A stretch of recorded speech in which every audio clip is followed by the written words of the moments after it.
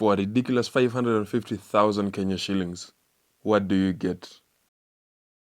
What is up, my peeps? Welcome back to yet another amazing video. Please consider subscribing. We're almost at 1 million subs. Thank you very much.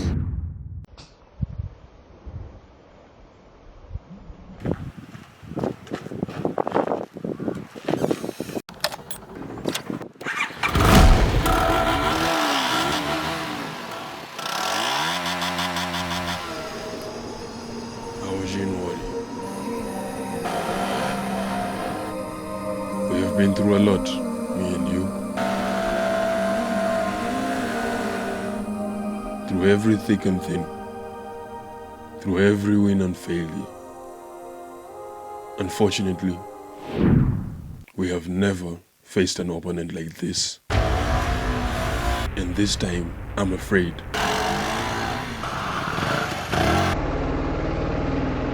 we will not survive. So, are you sure about this?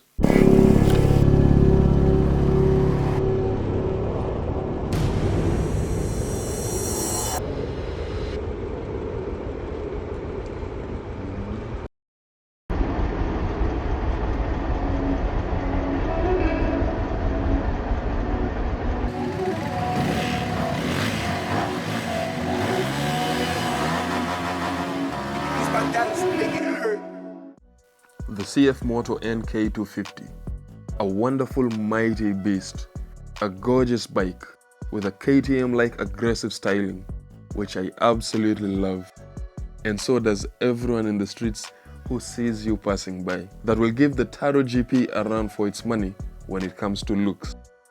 Speaking of the Taro, I'm obviously going to be comparing these two plus the Mighty Warrior, mostly because of value for money, both new and used. The bike is an EFI, single-cylinder 4-stroke 249cc liquid-cooled engine that produces about 26.1 horsepower at 9,000 RPM.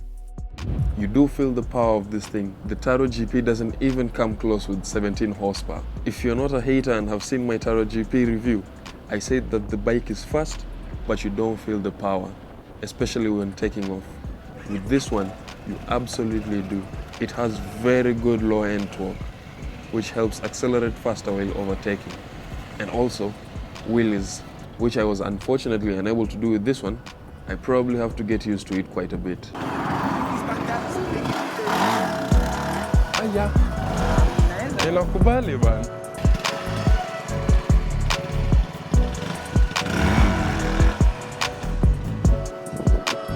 Mimi nimekataa kabisa.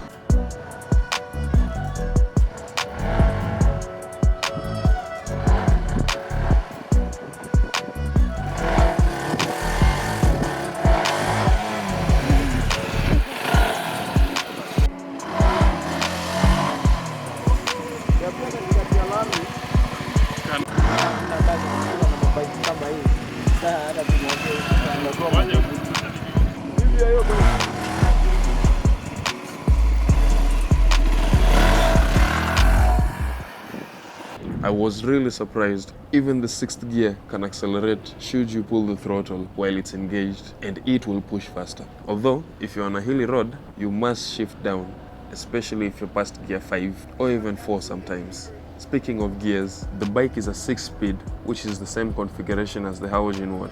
Thank goodness. They have an aggressive click when you shift the gears, which was weird as they were not tough at all to shift. Even the neutral was pretty straightforward to engage. The 6th gear is surprisingly competent, as I said before.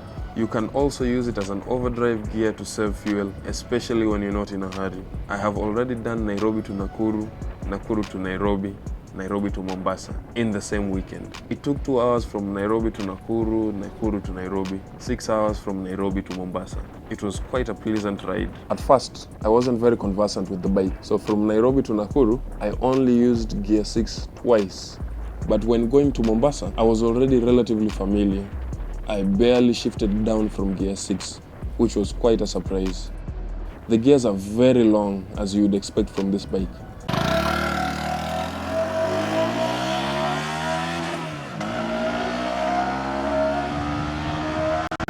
Fourth can get you up to 120 kilometers, if not 130, if you really must. And 5 will definitely get you to the maximum speed. I did 130 max. I felt like it could do more, but I really didn't want to try. Although you have to tuck yourself in to increase aerodynamics, if that's a word, for anything past 117 kilometers per hour. For the Taro GP, the 5th gear was already useless, so it had no need for the 6th.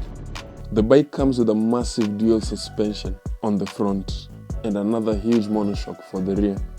Now, this is where my biggest problem with this bike lies. They were really tough. They barely flexed. Even for a street bike, I think they're pretty tough. You have to slow down when encountering bumps or any sort of tough terrain. I actually prefer the Taro GP's super bouncy ones on this case. That made it relatively better on shit roads. Which again, I don't care if you bought this bike for the streets, you will every once in a while encounter roads that you will have to traverse that are terrible. Now here I don't even have to mention the Haojin Warrior, because we all know, just in case you don't, compared to these two, the Haojin Warrior's suspensions are excellent. The bike has a disc brake for both front and rear tires. They are absolutely fine. This is par for the course for these types of bikes. The Haojin Warrior's brakes are total shit compared to the Taro GP and also compared to this one. The Taro GP's front brakes were super aggressive. They were so sharp that I was always afraid of using them. So in this case, I prefer these ones. They were more predictable. The tires is another thing that I'm not a fan of. If there are off-road tires for any of these speed bikes, which I'm pretty sure they are, and I decided to own one, I would definitely use those. So you may be wondering, what the hell am I doing? This road is one of our very worst. So I'm going to put this bike in literally the worst case scenario and see how terrible it's going to perform. I'm not going to push it, but we'll see. I'm definitely not going to push it because I don't want to, and because I know it's not an off-road. But this is basically part of some of our roads, so let us see.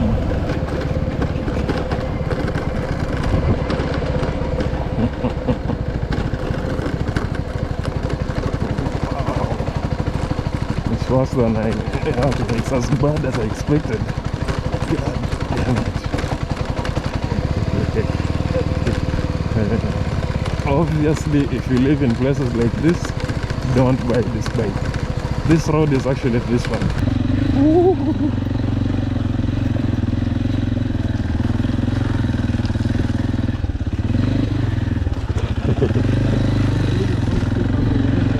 Hey.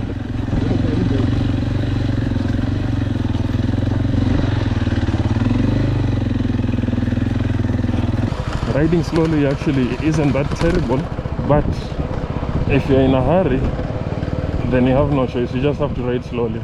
I tried accelerating fast on these ones and they gave out. Sure, off-road tires will probably reduce the bike's speed to some degree, but I would definitely prefer not to kiss the pavement and be super confident while riding. Even on tarmac, these tires will slide when you brake relatively hard. I did lock the tires twice when going to Mombasa. You have to always be conscious when braking, otherwise you will get f***ed in the ass. The bike has a digital dash, which I hate, because they always stop reading accurately or it stops working entirely.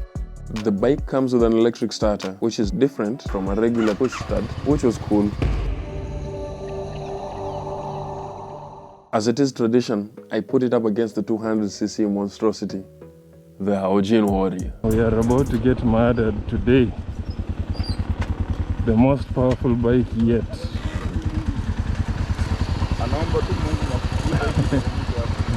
Mafuta ishaisha. Na mwenye huruma kweli.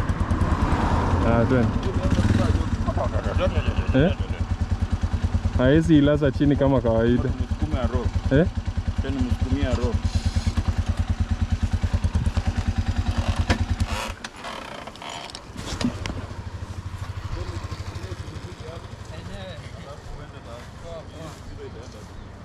Kuna momentum ya kutosha?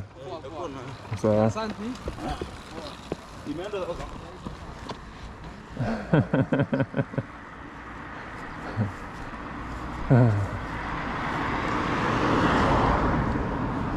Doing a good deed before murdering the warrior. utagwama tu bado utasimama hapa karibu. Huko kuna kona mbaya, kuna bump. Kama miguu zinakaa hivi. Haizi enda mahali. Hana bahati.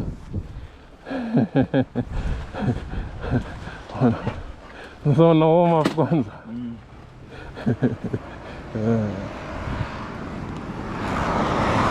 Twende.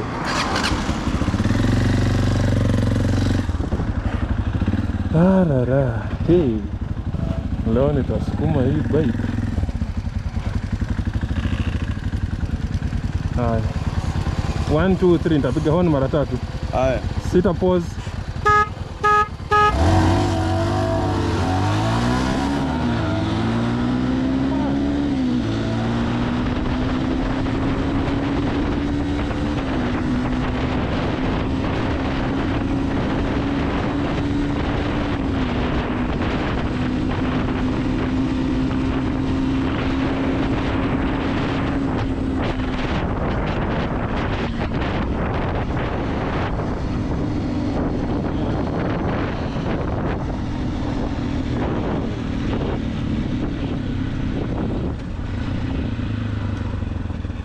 Kwambe ori haina maana kabisa. Lakini gas itapatikana. Vibaya sana. 450 hiyo itaweza. Hiyo itaweza. Uwe. Ya one peke yake inatoa hiyo bike. Ameshuwa hiyo bike hata kwa hiyo bike hizi. Hebu jaribu kwanza na gear 2 tuone. Gear 2. Unajua shida ikifika maximum inakufa. Lakini jaribu tuone gear 2. Haina maana kwanza na gear 1 iko na mbio sana bwana.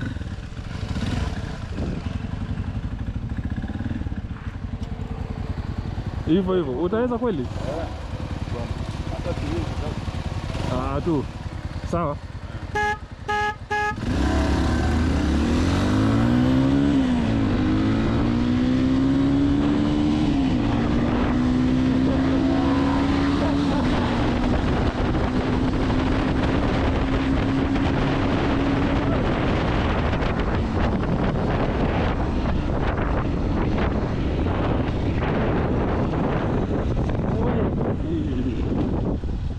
Haina maana kabisa.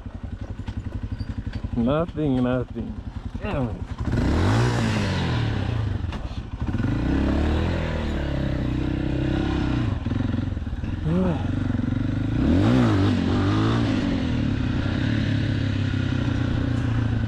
Nothing kabisa baba.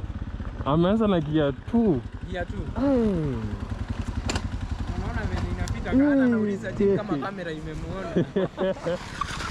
Angalia huyu. Wewe. Hebu angalia. Ati? tuliamka na 2. Unajua nilikupita before niweke 3. Nilikupita before niweke 3. Alafu wewe ulikuwa umeenda gear 3 wewe. Nilikuwa nishafika 3. Alafu kuweka 3 hivi.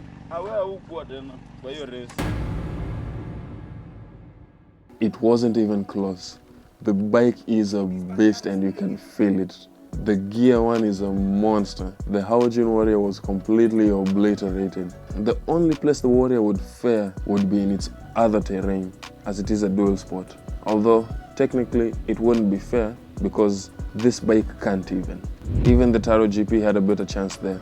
On the off-road, that is. This is the main reason I included the Halogen Warrior in this comparison. Despite being completely outgunned when it comes to power among the three, it is by far the best value for money. It is far cheaper than the two, by 165,000 compared to the Taro GP's 365,000. Cheaper by a whopping 350,000 compared to Bet's ridiculous 550,000 purchasing price for the NK250. It is taller, which I'm sure may be a problem to some people, but it's not so tall that it will be completely unusable. And because of that, it has amazing ground clearance. The NK250 especially has basically zero ground clearance. Tiny baby rocks will grind away at this bike.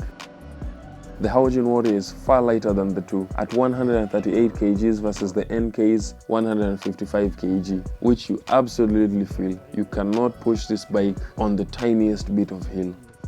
Spare parts for the Warrior are far cheaper and far more available. Any mechanic can work on the bike, which I don't know if the same can be said for the NK250. Luckily for the NK250, the suppliers are Beth Mobility, which absolutely make the spare parts available, although I'm pretty sure they're not cheap. Not just any mechanic can work on your bike. You buy this bike, just take it to Beth.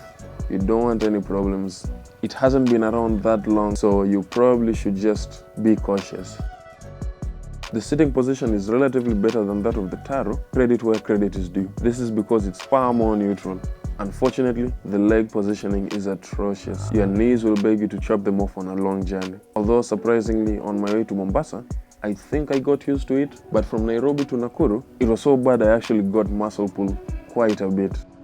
The steering can be pretty hard. I don't know if that's a good thing. You can tell me that down in the comments. So, would I buy this bike? Absolutely not. As you all know, this is not my type of bike. Oh, even if it was, definitely not brand new. Second hand, maybe, although I would probably add some more money and get something like the Duke 390 or the CBR 300 off-road. Anyway, stay safe, ride safe.